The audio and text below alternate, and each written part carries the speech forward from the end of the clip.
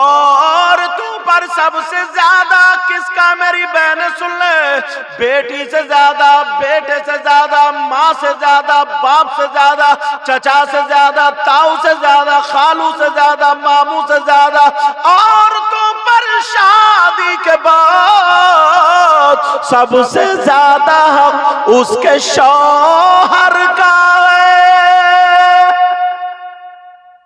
किसका है? शौहर का। मगर कई बच्चों की अम्मा हो गई, कई बच्चे हो गए, मगर फिर भी कहना भी मैके वालों के चल लिया, जो फोन पे आ गया वो ही कह दिया। अभी भी अपने घर को संभालना नहीं आया, सबसे ज्यादा हक उसके शौहर का। कितनी लड़कियां ऐसी हैं शादी के बाद उनके मोबाइलों पे चैटिंग पकड़ी जाती है, उनके मोबाइलों पे वीडियो कॉल पकड़ी जाती है, शौहर को धोखा दे रही है, अमानत में खयानत कर रही है। कितने नौजवान, कितने लड़के ऐसे हैं शादी के बाद, कई कई बच्चों के बाप हैं, दूसरों को मोटरसाइकिलों पे घुमा रहे हैं, दूसरों के घरों पे जा रहे हैं, नाजायज ताल्लुक रख रहे हैं।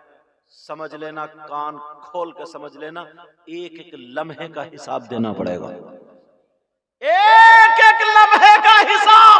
अरे हम मैरिज हॉल में ऐसे ऐसे कपड़े पहन के, ऐसे ऐसे मेकअप, अम्मा सर पे दुपट्टा, अरे अम्मा क्या रखेगी, 40 साल की अधेड़, वो तो खुद ऐसे मेकअप करे हुए घूम रही जैसे भालू।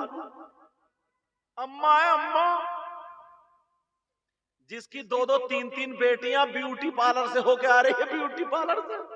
इस अम्मा को क्या हो गया यार? बूढ़ी घोड़ी नहीं लगाम, बुढ़े बैल के सींग काटो, 40 साल की हो गई, अधेड़ हो गई, तुझे अब क्या मतलब है साहब? ऐसा मेकअप करना, ऐसे बाल लटकाना, वो जूड़े बनाना और कौन कौन सी आफत बनाना, ऐसी साड़ी पहन के घूमना के मत पूछो, जैसे 16 साल की लड़की भी क्या घूमेगी। ये 40 साल की अधेड़ 2-3 किलो इधर से निकली पड़ी है, 2-3 किलो इधर से निकली पड़ी।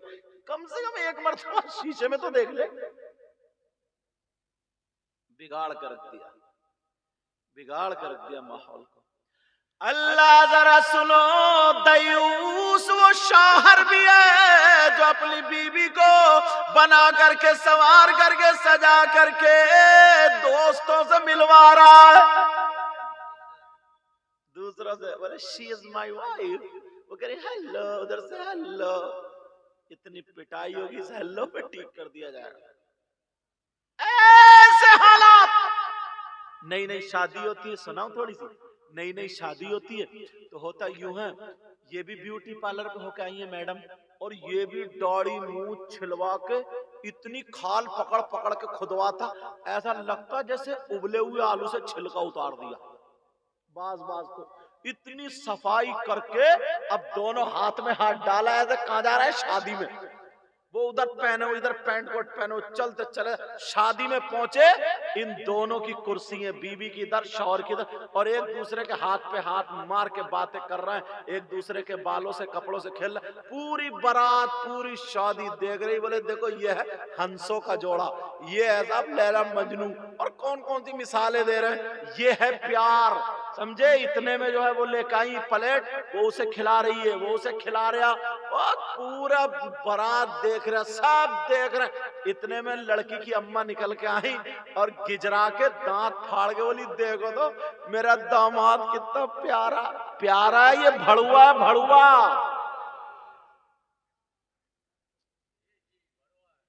अच्छा एक बात बताओ, माफ कर दियो हजरत, ये भड़ुआ यहाँ गाली तो नहीं है? अच्छा गाली नहीं है, और गाली से कम भी नहीं है। अम्मा कह रही कितना प्यारा, ये बेहया, बेहया। बीवी दिखाने की नहीं होती, छुपाने की होती है। बेहया, लफंगा लफंगा। और अब तो ना मोटरसाइकिलें भी ऐसी चल रही हैं, पास बैठा और नई नई सिखा हुए दूसरे गेयर पे धो दो दो दो दो दो मार रहा, और ये भी टांग पे टांग यूं रखे, और शौहर की कोलिया भर के बैठती है कि मिर्गी का दौरा पड़े, ये गिरे मर ना जाए। ना अब्बा की शर्म हया, ना अम्मा की गैरत, किसी की गैरत। और ये भी 80 से नीचे नहीं चलता, भले ट्राली में घुस जाए। नई नई चलाने वाला था, खूब झटके मारता झटके। लेकिन जरा सुनो, ये कह रहे प्यार पे प्यार नहीं है, बेहयाई है बेहयाई।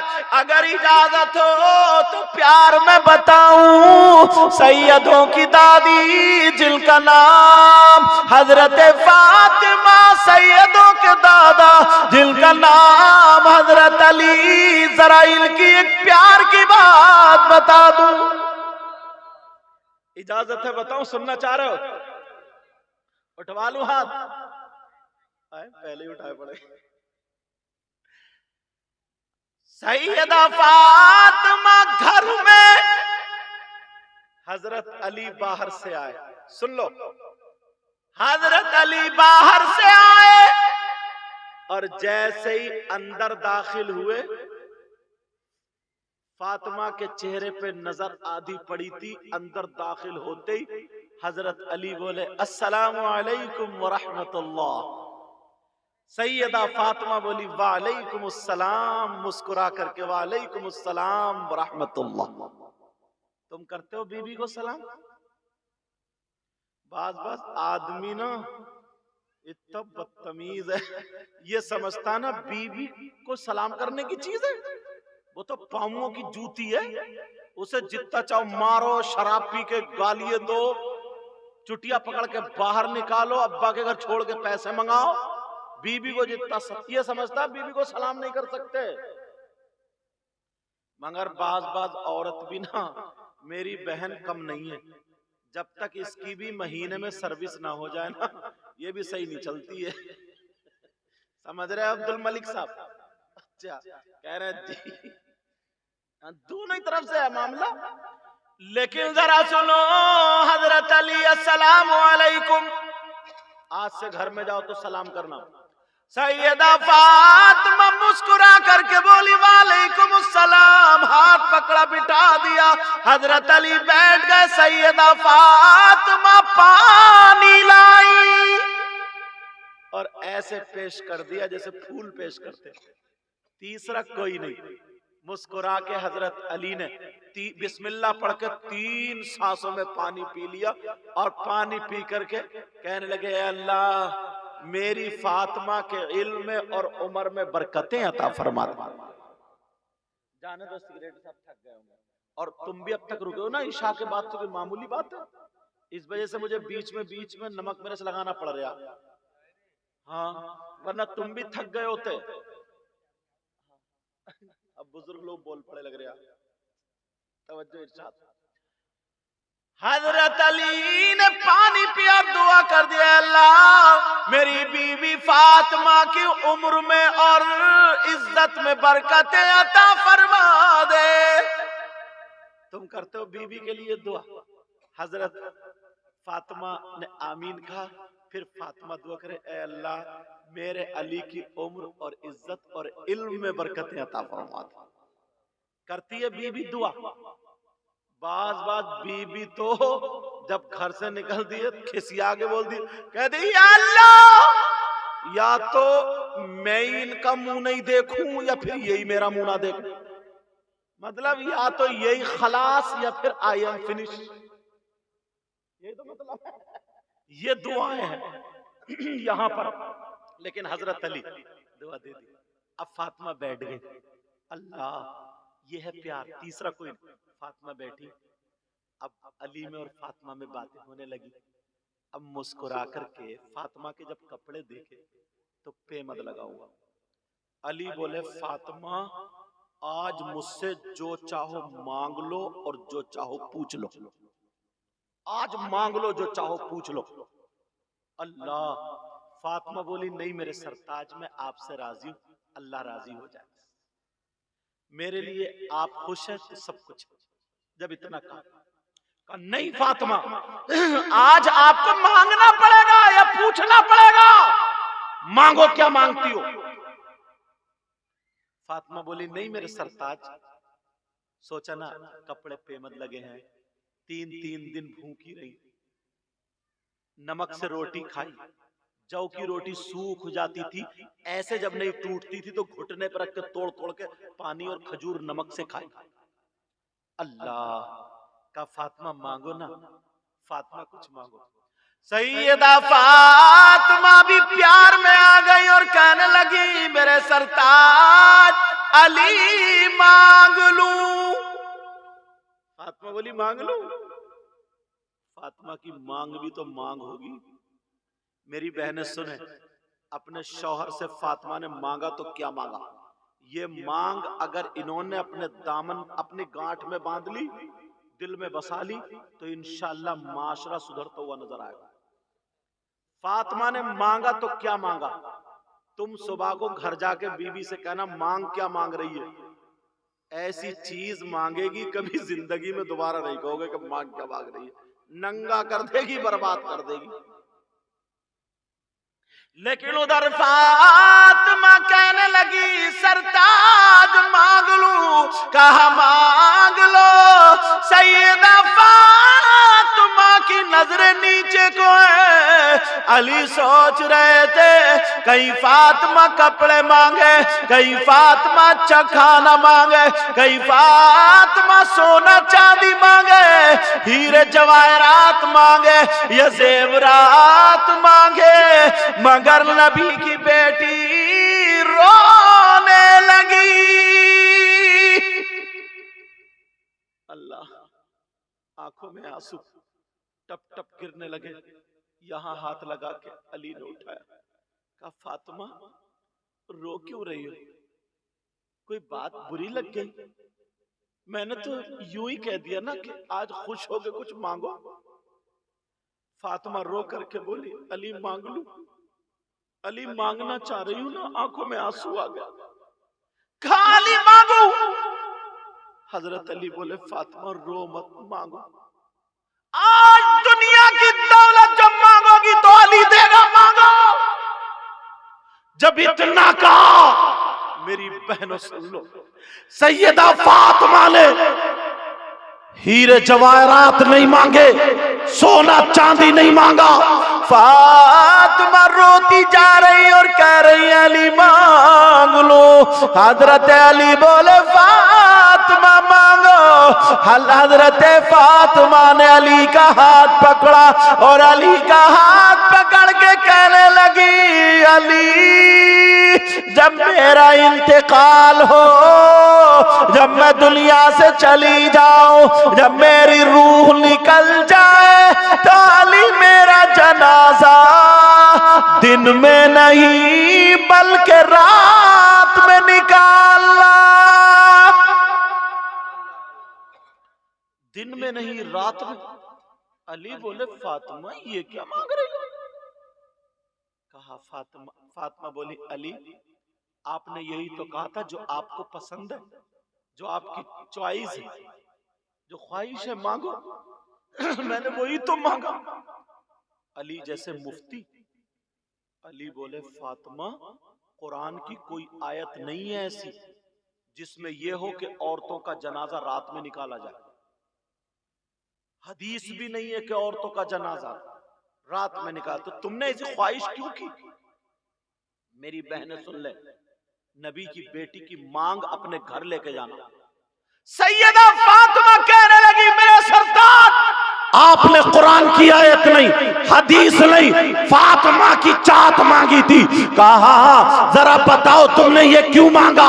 तो सैयदा फातिमा कहने लगी अली मैंने इसलिए ये कहा कि मेरा जनाजा दिन में नहीं बल्कि रात में निकालना, इसलिए कि जब तक मैं जिंदा रहूंगी अपने ऊपर किसी गैर मर्द की नजर पड़ने नहीं दूंगी। मैं पर्दा करूंगी, पर्दा किसी के सामने ऐसे ही नहीं जाऊंगी। अली जब तक मैं जिंदा रहूंगी मैं खुद ही हिफाजत करूंगी, किसी के सामने नहीं जाऊंगी। फातिमा ये चाहती है कि मेरा जनाजा भी जाए तो मैं जिंदा तो जिंदा, मैं जनाजे के ऊपर भी, मेरे जनाजे पर भी किसी गैर मर्द की नजर ना पड़े। इसलिए मैं ये चाहती हूँ मेरा जनाजा दिन में नहीं बल्कि रात में निकाला जाए। नबी की बेटी ने, ओ मेरी बेटियों, मेरी बहनों सुनो, नबी की बेटी ने दौलत नहीं मांगी, नबी की बेटी ने सोना चांदी नहीं मांगा, नबी की बेटी ने तख्त और ताज नहीं मांगे, हीरे जवाहरात नहीं मांगे, नबी की बेटी ने कपड़े नहीं मांगे, नबी की बेटी ने मांगा तो पर्दा मांगा। दुनिया वालों को दिखा दिया फातिमा को सबसे ज्यादा अगर प्यार है तो पर्दे से है। फातिमा कहती है औरत के पास सबसे ज्यादा कीमती चीज उसका सोना नहीं, चांदी नहीं, हीरे जवाहरात नहीं, जेवरात नहीं, औरत के पास सबसे ज्यादा कीमती चीज उसकी इज्जत है, उसकी शर्म हया, गैरत है, उसका पर्दा। लेकिन कहां आज सबकी सब बेपर्दा। हमारे अभी पर्दे हैं, विंडो पे पर्दा, किवाड़ पे पर्दा, स्टूल पे पर्दा, गेट पे पर्दा, टीवी पे पर्दा और बीबी बेपर्दा। जहां होना चाहिए था पर्दा वहां नहीं है पर्दा। कौन करेगा ये? सैयदा फातिमा रो रो करके कह रही थी मेरे सरताज, मांगा तो मांगा क्या, मेरा जनाजा रात में निकालना, इसलिए ताकि मेरे जनाजे पर किसी गैर मर्द की नजर ना पड़े। ये जो औरतों का जनाजा जाता है, तुमने देखा होगा इधर आधर से चार डंडे खड़े करके उसमें वो डाल देते हैं ना चादर। उससे पहले औरतों का जनाजा भी ऐसे ही जाता था जैसे मर्दों का। अब अगर कोई औरत चित लेटी हो तो कम से कम उसकी कद्दो कामत का तो पता चलता है ना, कि कितना उसका जिस्म है।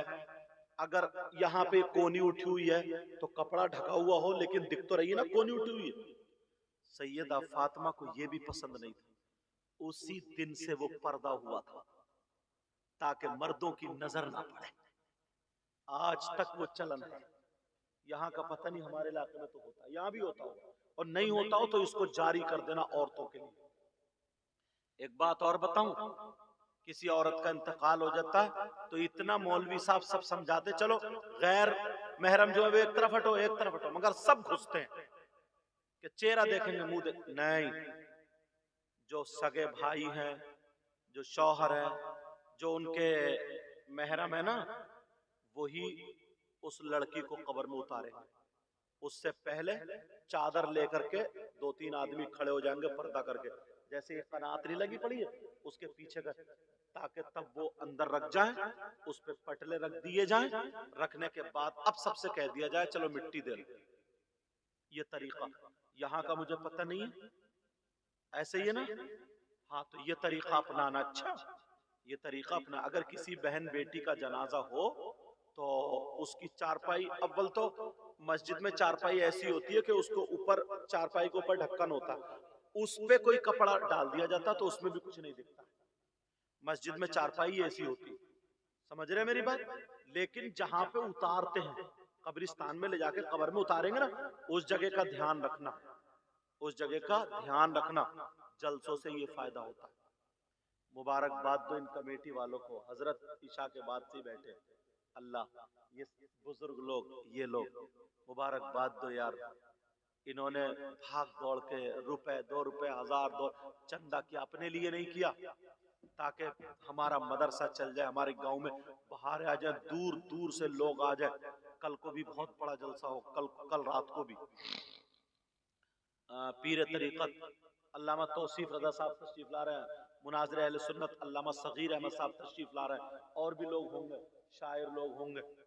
समझ रहे मेरी बात? मैंने ये जो बातें कही हैं, नबी ने फरमाया 3 लोग ऐसे हैं जिनकी कोई इबादत काबिल कबूल नहीं। नंबर 1 माँ बाप का नाफरमान, दूसरा व मन्नान, एहसान करके एहसान जताने वाला, तीसरा व मुकज़्ज़िबुन बिक़द्र, तकदीर को झुटलाने वाला, और 3 लोग ऐसे हैं जो जन्नत में नहीं जा सकते। एक माँ बाप का नाफरमान, दूसरा दयूस, दयूस पे बात चली गई अभी जो बताया, और तीसरा व रजुलतुन निसा, वो लड़के जो लड़कियों जैसी वज़ाक़ता बनाए हुए हैं। अच्छा खासा लड़का गले में चैन पहने पड़ा, अच्छा खासा लड़का हाथों में चूड़ी कड़े पहने पड़ा, अच्छा खासा लड़का बालों में कंघा लगाए पड़ा, बीच का हो गया, मर्द तो रहा नहीं। अब जरा सोचो, वो लड़के जो लड़कियों जैसी वज़ाक़ता बनाते, समझ रहे? इंशाअल्लाह जिंदगी रही तो हमारी आपकी मुलाकात होगी। इतना भी आपने सुन लिया तो ये भी बड़ी बात है। और 2:30 बजने वाले हैं। मैंने कुरान की आयत पढ़ी थी, बिस्मिल्लाहिर्रहमानिर्रहीम, वल तकुम मिनकुम उम्मा, तुम में एक गिरोह ऐसा होना चाहिए, यदऊना इलल खैर, जो खैर की, अच्छाई की दावत दे, नेकी की दावत दे, व यअमुरूना बिल मारूफ, और नेकी का, भलाई का, अच्छाई का हुक्म दे, व यनहौना अनिल मुनकर, और बुराई से रोके, व उलाइका हुमुल मुफ्लिहून, यही वो लोग हैं जो कामयाब है कि नहीं? ये शेर पढ़ रहा हूं और इसको दिल की तख्ती पे, ये सैयद मुजफ्फर मियाँ कछौचा शरीफ के, जो MP भी रह चुके हैं, उन मुजाहिद दौरा, उनका कलाम के शेर पढ़ रहा हूं। पूरा साल याद रखोगे, बोलो इंशाल्लाह याद रखोगे ना? कौन कहता है, कौन कहता है कि लफ्जों का खजीना लिख दो, बोलो ना। कौन कहता है कि लफ्जों का खजीना लिख दो, कौन कहता है कि लफ्जों का खजीना लिख दो,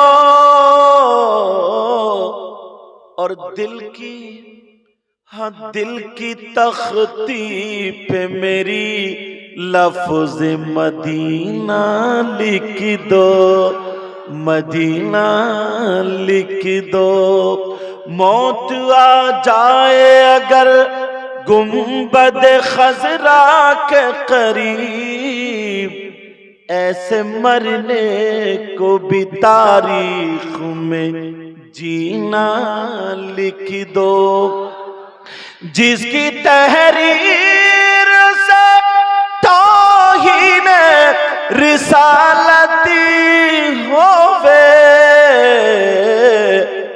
ऐसे गद्दार को लफ्जों में कमीना लिख दो, कमीना लिख दो।